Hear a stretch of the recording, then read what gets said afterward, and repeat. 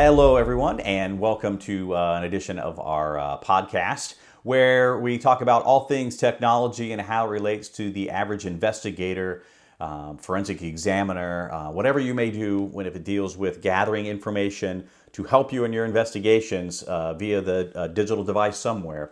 We're hopefully going to cover that here sometime in our podcast series. Last week, though, I was at PFIC. It was 2017 edition, obviously, in Pittsburg, just outside of Pittsburg at Robert Morris University. Great university, great facility, great staff, great attendees. I just had such a great time. I was a presenter and an instructor in the pre-conference training as well. Lots of fun. So just kind of the opening to that. And what I did is I kind of segmented out all of these interviews that I took all of my film gear with me and just did a lot of interviews. I interviewed the presenters, some of the attendees, and this is kind of the culmination of all that broken down into a series. So obviously you need to watch this one first so you know what in the world the other ones are going to bring, but here it is. And I had the opportunity to speak with Amber Schroader of Paraben, and here is what she had to say. So we're at PFIC 2017, and we're here in Pittsburgh. Yes. And I'm here with Amber Schroader of Paraben Corporation, who has organized everything. And you've been kind of running around the last couple of days. Well, actually, it's been longer than the last couple of days, but in the public, the last couple of days, kind of seeing the efforts so that you've put forth. And it's a fantastic conference. Oh, thank you. Everyone I have talked to so far absolutely loves it. And obviously, there's competing conferences, but they talk about this one like it's the conference because it's a small learning conference and people really like that, where they get that individual attention from the presenters, from the instructors. I think it's because I'm an introvert, honestly. I like to keep it small because you do learn better. I'm more focused on content. This is 10 years, and I don't think we've ever had a conference where it wasn't about all the content. We have great sponsors, and you know that as a speaker and as a sponsor, because I had all my speakers be sponsors. Innovation comes from the people who are really doing the work. So I think it's good for them to share it that way. It's not about a commercial interest. It's about sharing the information. Right. So. And it's fun. Yeah. And we're all having a blast. Everyone's really casual about it. There's a little less of the pomp and circumstance, I think, in that way. And so people are a little more open to actually genuinely talk to one another. Right. It's that introvert thing. Yeah.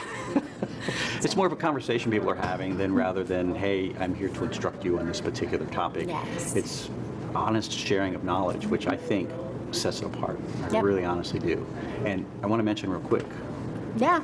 Robert Morris University. So great. So Robert Morris offered to sponsor this, and I was like, ooh, okay, run the conference at a university. That will be different because it's the first time we've ever done it. It was amazing.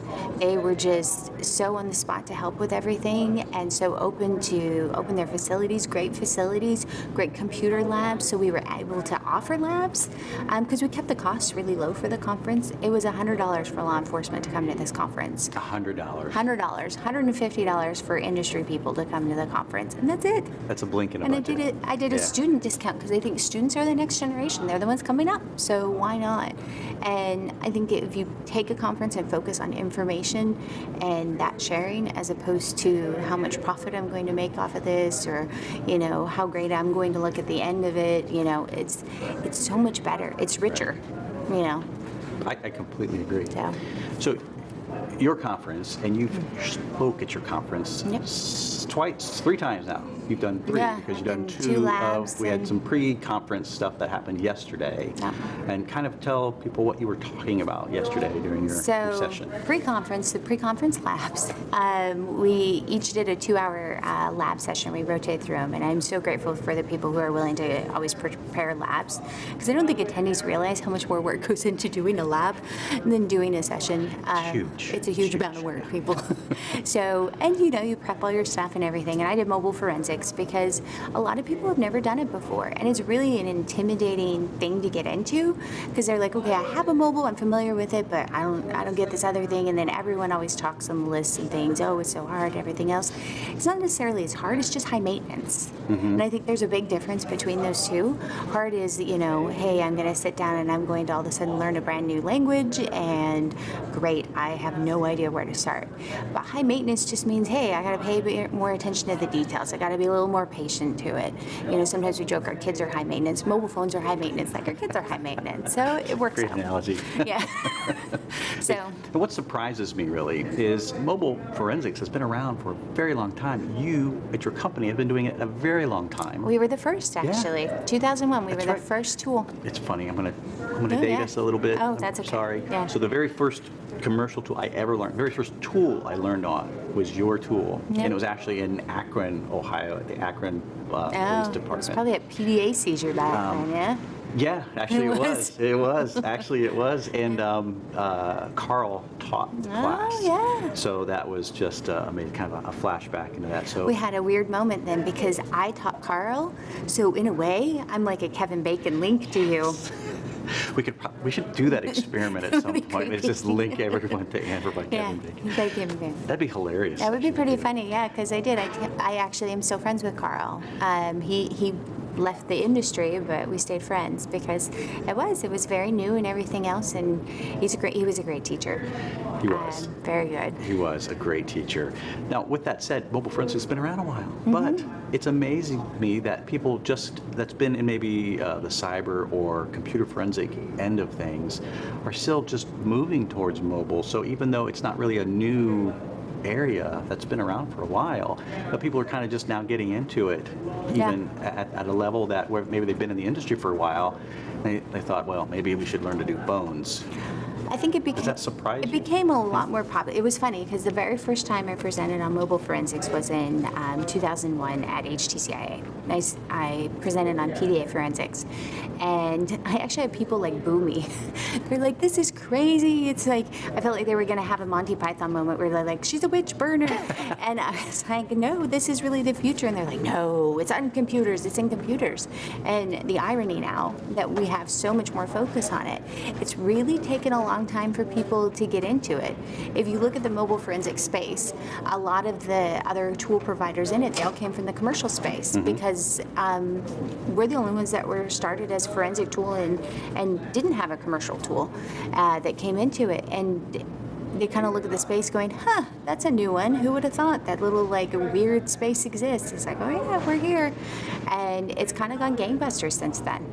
It's definitely been interesting because I think a lot of people forget about where that mobile forensic roots came from, and now they're just like, hey, it's great to push some buttons and I get my data out, and I get that.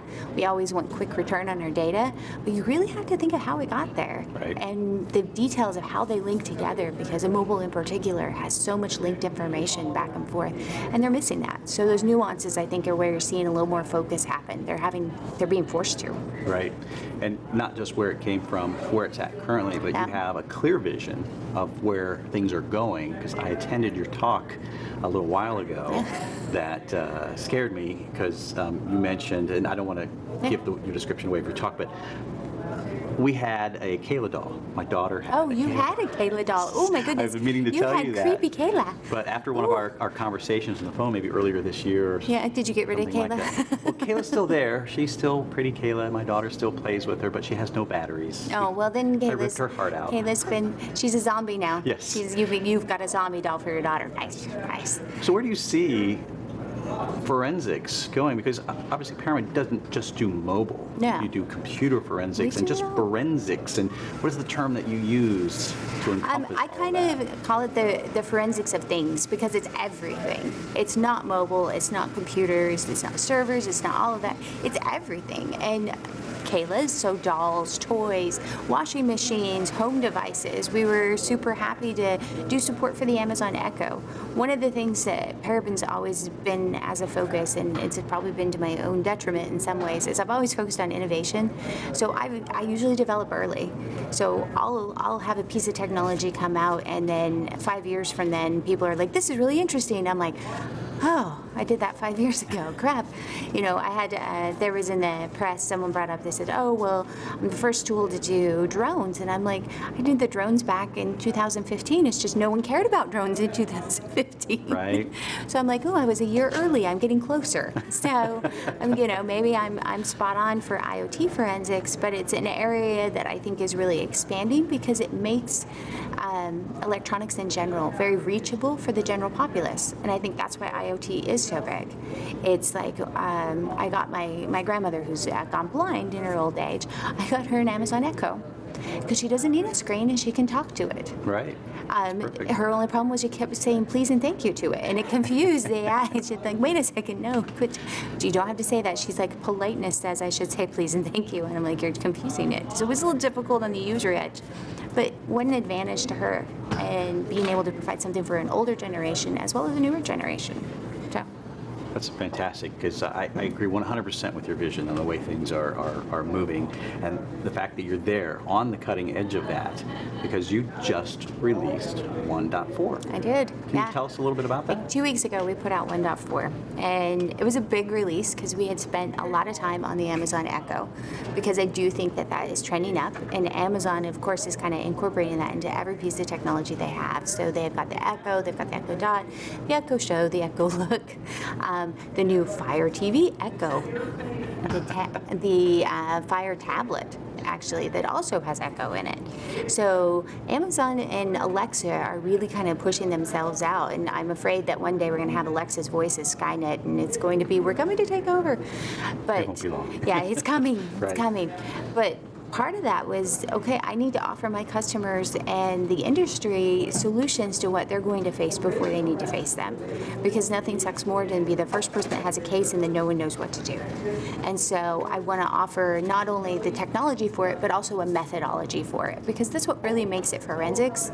I don't just give you a couple buttons for you to click, but I give you the documentation and the methods you should use to collect the data properly and make sure you're maintaining best practices. Right, and I think that's a lacking in the industry I do. a lot. Yeah. People will say, hey, here's the tool. Yeah, and then Awesome. that's Use it, and go ahead and you'll be fine. And that's why we always make sure we follow it up, putting out articles in our blog or making sure the documentation goes with it. I'm trying to do more on YouTube through the prompting of my children. You need more YouTube, things like that. So you can YouTube. But that, we also added Office 365 because, again, things are going cloud. So we support now the archives that come out of Office 365, some new work with Instagram.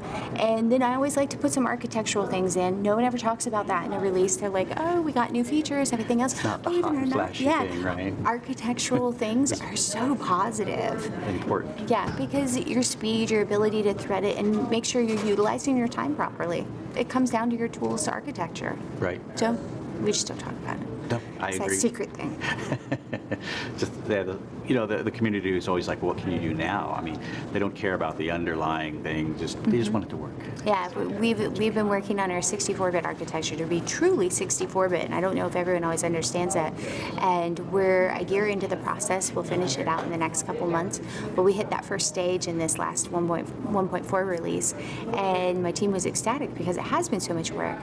Overall stability, better speed, better threading, no memory issues. I don't think people realize that's actually all in your architecture of your tool. Right, and people, I mean, they don't take the time to understand. They see 64-bit and go, like, You're that's like, awesome. oh, that's fine. Gotta have it, 64-bit.